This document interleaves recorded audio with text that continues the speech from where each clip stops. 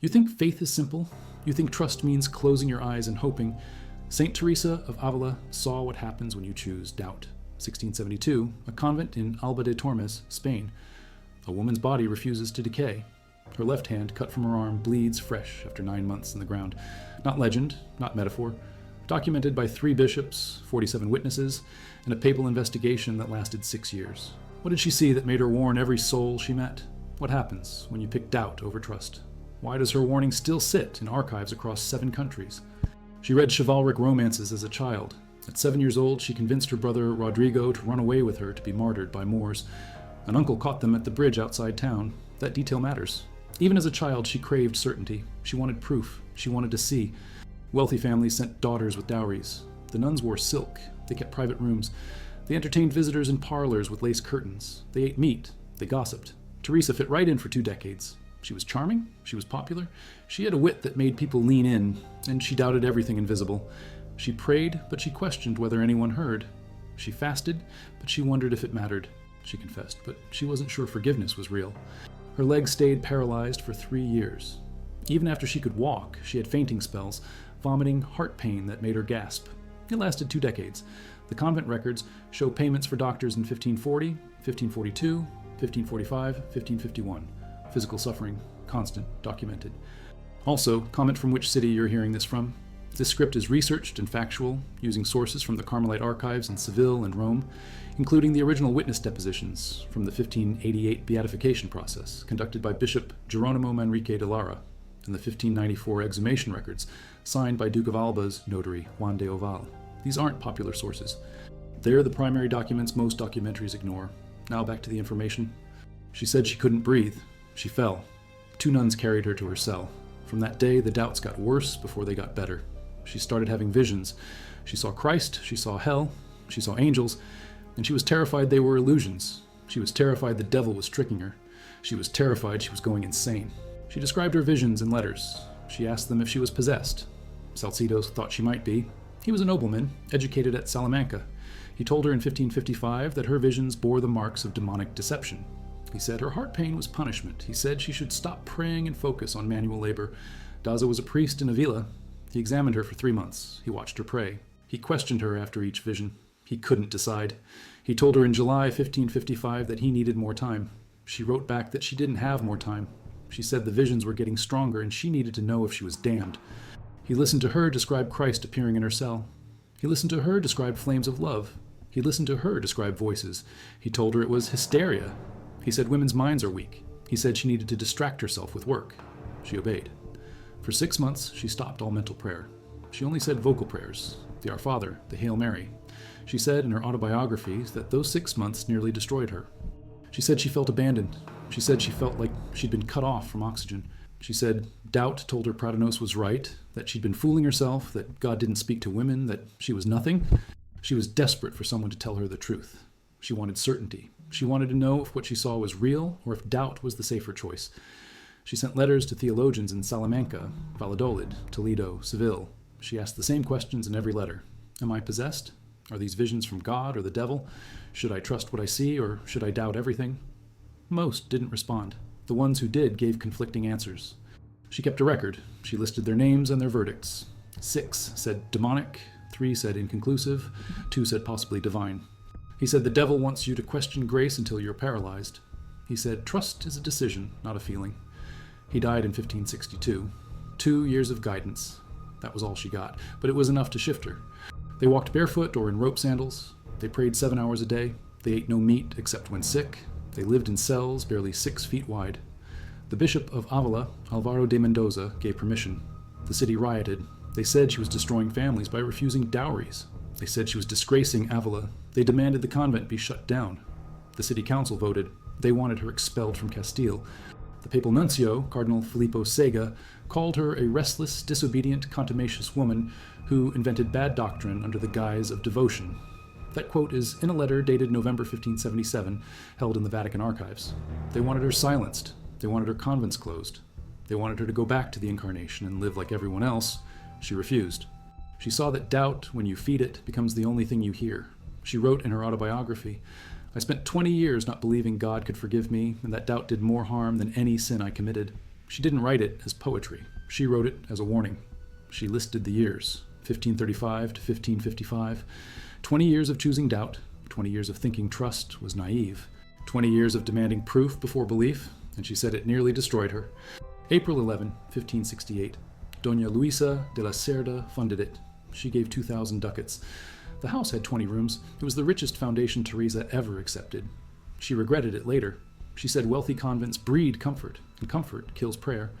Teresa negotiated with the city council for a new building. It took 9 months. They moved in May 1569, then Toledo. May 14, 1569. The archbishop opposed it. He said Toledo had enough convents. Teresa bypassed him. She got permission directly from Rome. The papal brief arrived June 2nd. The archbishop was furious. He refused to give them the Eucharist. They had no mass for 2 months. Teresa wrote to the nuncio. The nuncio ordered the archbishop to comply. He complied, but he never forgave her. The princess appealed to the nuncio. The nuncio sided with Teresa. The princess left in 1571 and tried to shut the convent down. It survived. Then Salamanca. November 1st, 1570. The university theologians investigated. They questioned Teresa for 3 days. They wanted to know if she was teaching heresy. They reviewed her manuscripts. They found nothing wrong. The convent opened November 25th. Then Alba de Tormes. January 25th, 1571. Duke of Alba gave them a house. It had 16 rooms. Teresa sent 6 nuns. The town loved them. They brought food. They donated candles. They asked the nuns to pray for the sick. Within a year, the convent had 20 nuns. Then Segovia.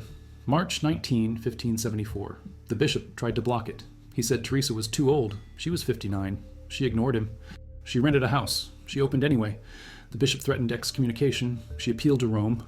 Rome overruled him. The convent stayed.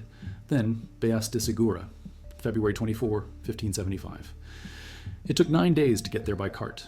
The roads were mud. Teresa was sick the entire trip. She arrived, founded the convent in 3 days, and left. The Inquisition investigated before she even arrived. They wanted to know if her nuns were Alumbradas. They questioned her in June. They questioned her again in July. They questioned her a 3rd time in August. They cleared her in September, but the damage was done. The city didn't trust her. Donations dried up. The convent nearly failed. It survived because 2 wealthy widows gave funds anonymously. Then Caravaca. January 1st, 1576. The coldest winter in 20 years. Snow blocked the roads. They traveled for 12 days. 3 nuns got frostbite. Teresa wrote that her hands were so cold she couldn't hold the reins. They arrived, opened the convent, and stayed 1 week before moving on. It took 17 days from Toledo. The house was a barn. The nuns cleaned it, whitewashed the walls, and said Mass on a plank balanced on stones. Then Palencia. December 29th, 1580. The bishop welcomed her. He gave them a house.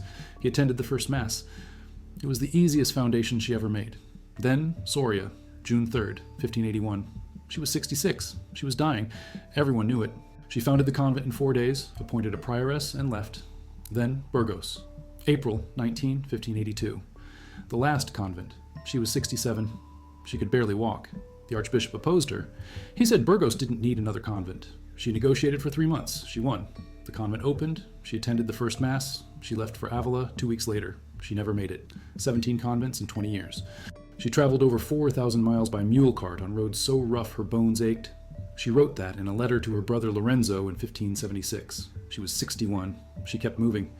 They found nothing. She was cleared each time. The records are in the Archivo Histórico Nacional in Madrid. 3 separate investigations, 3 separate clearances. She wrote, I would rather be judged by God than by men, but men insist on judging. That's in a letter to Father Geronimo Gratian, dated August 1577. Written in Toledo while she was under investigation. It's a map of the soul's journey toward God. She described 7 mansions, 7 stages. She used the image of a castle with rooms. She said most people live in the outer courtyard, full of noise and doubt. She said the inner mansions are where you stop asking if God is real and start living like He is. She said trust isn't belief without evidence. It's action despite fear. The first mansion. The soul that lives entirely in the external world. No prayer, no silence, no reflection. She said these souls are in mortal danger but don't know it. She compared them to people standing in a burning building, distracted by the wallpaper. She wrote, they are so sick they don't even feel the fever. She said doubt doesn't visit these souls because they never ask questions. They just drift. She said drifting is worse than doubting because at least doubt implies you're looking. She said the devil works hardest on these souls because they're close enough to trust but not committed. She said they bounced between belief and skepticism for years, sometimes decades. She said she was trapped here from 1535 to 1554, 19 years. But they keep a ledger. They want to know the exchange rate. They want to see results. Teresa said these souls are good people, but they're exhausted. She wrote, "They serve God like hired servants, not like children." She said doubt creeps in when the results don't match the effort. She said this is where people quit or get bitter. She said the only way through is to stop negotiating and start trusting. Not blind trust. Trust built on tiny acts of surrender, repeated daily. She wrote, "He will make you doubt your worthiness until you stop praying altogether." She said she fought this in 1554, 1555, 1556. 3 years of thinking her visions were demonic. 3 years of asking every priest she met if she was possessed. She said the only way she survived was by choosing to trust one voice, the voice of Peter of Alcantara, who told her the devil accuses and God invites. Number 5, the fifth mansion, the prayer of union. This is where the soul stops asking if God is real and starts resting in his presence. Teresa described it like being completely absorbed in something beautiful. She said it could last minutes or hours. She said time stops making sense. She said you don't control it. You can't force it. You can only prepare for it by clearing out the noise. She wrote, "The soul must be like a clean room, swept and ready." She said doubt has no power here because you're too occupied to question. Not physical, though sometimes it manifests physically. She said her heart would burn for hours. She said she would weep and not know why. She said other people will think you're sick or insane. She said you'll doubt yourself constantly. She said this mansion is the test. She said most people turn back here because suffering without explanation feels cruel. She wrote, "Doubt will tell you that a good God wouldn't ask this. But trust says that he only asks of those he's preparing for something greater." She meant it literally. She said she begged God to either heal her or take her. He did neither. He asked her to keep moving. She wrote, "The soul knows, not because it has proof, but because it has become one with the one who is proof." She said, "This isn't something you achieve. It's something you receive." She said, "You can't earn it, force it, or fake it." She said, "Trust is the only path, and even trust isn't the key. Surrender is." She stopped at the convent in Alba because she was too weak to continue. She had a fever. She had been vomiting for days. She asked for last rites. Father Antonio de Heredia gave them to her. She died at 9 p.m. 23 nuns were present. They recorded her last words, "Lord, I am a daughter of the church." Then she stopped breathing. They poured quicklime over the coffin to speed decomposition because they planned to move her later. 9 months later, July 4th, 1583, they exhumed the body. Father Gratian, the provincial, ordered it. He wanted to move her to Avila. When they opened the coffin, the body was intact. The flesh was soft. The habit was rotted, but the skin underneath was untouched. They said the grave smelled like flowers. Father Gratian wrote that in a letter dated July 10th, 1583. 3 bishops examined the body. Bishop Geronimo Manrique de Lara of Avila, Bishop Pedro Fernandez de Temino of Salamanca, Bishop Francisco Tello de Sandoval of Osma. They signed a joint document. It's in the Carmelite archives in Rome. The hand bled, fresh blood. Witnesses said it dripped for 3 days. The linen is still in a reliquary in the Carmelite convent in Avila. Tests in 1968 by Dr. Francisco Sanchez Canton showed human blood type AB. The hand is on display. You can see it. It's shriveled now, but in 1583 it was flexible. Gratian wrote, "I bent the fingers and they moved like living flesh." 1585, 1594, 1617, each time it was examined. Each time, witnesses reported no decay. In 1594, Duke of Alba's personal physician, Dr. Hernando de Talavera, cut open the chest cavity. He said the heart was intact. He said the lungs were soft. He said the intestines showed no putrefaction. He signed an affidavit. The Vatican has it. In 1617, they moved her to a silver casket. They cut her left arm off at the shoulder. They gave it to the Duchess of Alba. It's in the convent church in Alba de Tormes. The rest of her body is in a glass and silver reliquary behind the altar. It's still there. You can visit. Priests who heard her confessions, city officials who opposed her, servants who cooked her food, muleteers who drove her carts. They asked about miracles. They asked about her character. They asked if she ever lied. They asked if her visions could be explained naturally. They recorded everything. The depositions fill 11 volumes in the Vatican's secret archives. Each volume has over 300 pages. Most are handwritten in Spanish and Latin. They list names, dates, places, events. Pope Paul V beatified her. March 12, 1622, Pope Gregory XV canonized her. The ceremony was in St. Peter's Basilica. 73 cardinals attended. The records say 30,000 people filled the square. She wrote in The Way of Perfection, finished in 1566, "Doubt whispers that you're being smart. Trust knows you're being small." She said doubt asks for proof before it moves. Trust moves and finds proof in the moving. She said she wasted 20 years waiting for certainty. She said certainty never comes as a feeling. It comes as a decision that you remake every morning. He fears your trust. That's in a letter to Mother Maria de San Jose, dated December 1576. She said sin is something you confess and move past. Doubt is something you feed until it eats you. She said the enemy wants you paralyzed, questioning, analyzing, comparing. She said he wants you to think faith is for the naive and doubt is for the intelligent. She said that's the lie. She said intelligence that won't submit is just pride with better vocabulary. She said she felt it for less than a minute, and it marked her for life. She said the worst part wasn't the pain, it was the absolute certainty that she was alone and that she deserved to be. She said it almost killed her. She said what saved her wasn't a vision or a miracle, it was a choice. She chose to trust that the voice inviting her forward was louder than the voice holding her back. She chose to act like God was real before she felt like he was. She said the feeling came later, sometimes years later, but it came. They're in archives in Spain, Rome, France, Belgium, and Mexico. They show a woman who never stopped doubting, but who chose trust anyway. She wrote to nuns who were depressed. She wrote to priests who were burned out. She wrote to nobles who had lost faith. She told them the same thing every time. Doubt is normal. Doubt is human. Doubt is even useful if it drives you to seek truth. But doubt as a stopping point is death. Written to Father Ambrosio Mariano in November of 1578. She was 63. She had just been accused again by the Inquisition. She was exhausted. She wrote, "I'm so tired of fighting. I wonder if any of this matters. I wonder if I've wasted my life chasing something that isn't there." Then she wrote, "But I will not stop. Not because I'm certain, but because stopping is surrender to the lie that nothing matters." She said, trust isn't confidence, it's commitment. She said, you trust God the way you trust a friend in the dark. You can't see him, but you hold his hand anyway. She included receipts, contracts, and letters from bishops. She didn't exaggerate. She didn't moralize. She just documented. She said she wrote it so people would know it was possible. She said people think saints are special. She said saints are just people who chose trust when doubt was easier. Let nothing disturb you. Let nothing frighten you. All things are passing. God never changes. Patience obtains all things. Whoever has God lacks nothing. God alone suffices. It's on prayer cards. It's on posters. It's quoted in sermons. People think it's comforting.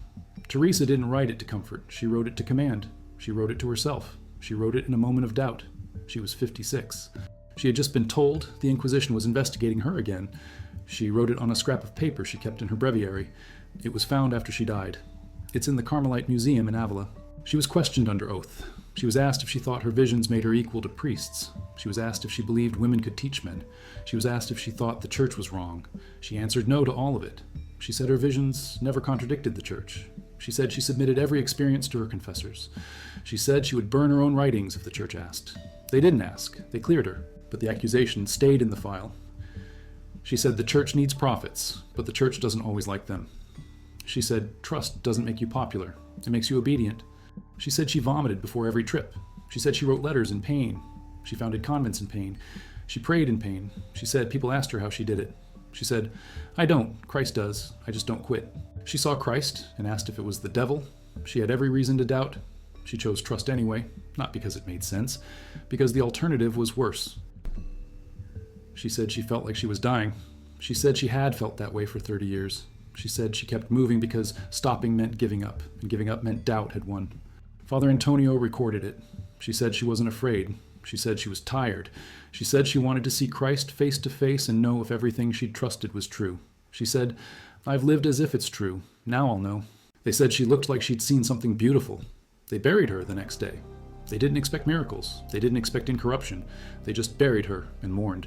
That choosing trust over doubt doesn't make you naive. It makes you free. That doubt protects nothing. It only delays. That the cost of trust is everything, and the cost of doubt is yourself. Teresa wrote, you say you don't feel God's presence, so you think he's not there. I didn't feel his presence for 20 years. I thought I was abandoned. I was wrong. He was there the whole time, waiting for me to stop demanding proof and start walking forward. Doubt asks for evidence. Trust says the road is evidence enough. Handwritten. The ink is faded, the paper is fragile, but the words are clear. Walk forward, even if you can't see, even if you can't feel, even if everyone says you're wrong. Walk forward. The worst thing that happens is you meet God sooner. She influenced thousands of souls, and when she died, her body refused to decay. Not because she was perfect, because she trusted. Here's what she saw. She saw that doubt is a voice that sounds like wisdom but leads to paralysis. She saw that trust is a voice that sounds like foolishness but leads to life. She saw hell as the final result of choosing doubt, not because God sends doubters to hell. Because doubt, when you choose it over and over, becomes its own hell, isolated, certain of nothing, afraid of everything, alone. 7 stages, each one requiring more trust than the last, each one stripping away more control, each one proving that God is real not by giving you what you ask for, but by asking you to give him everything and then showing you it was worth it. You can read the plaques listing the witnesses, the dates, the examinations. You can touch the reliquary. People do. They pray. They ask for miracles. Some report healings. Some report conversions. Some report nothing. The church investigates the claims. Some are verified. Most aren't. But the body remains. Body with modern equipment. The church allowed it. They used ground-penetrating radar. They used spectrometry. They used carbon dating. They wanted to know if the incorruption was natural or supernatural. The results were published in 2017 in the Journal of Forensic Sciences. The body is 435 years old. The tissue shows no signs of embalming. The cellular structure is partially intact. They can't explain it. Their conclusion: the preservation is anomalous and currently without scientific explanation. She said the pain was so intense she screamed. She said when he pulled it out, she felt like her soul was being ripped from her body. She said it left her on fire with love for God. She said it happened multiple times. She called it the transverberation. The wound is there. The researchers found it, they photographed it, they measured it. It's real. The trust she chose over doubt is still there, and the warning she gave is still there. Choose doubt and you die before your body does. Choose trust and even death can't stop you.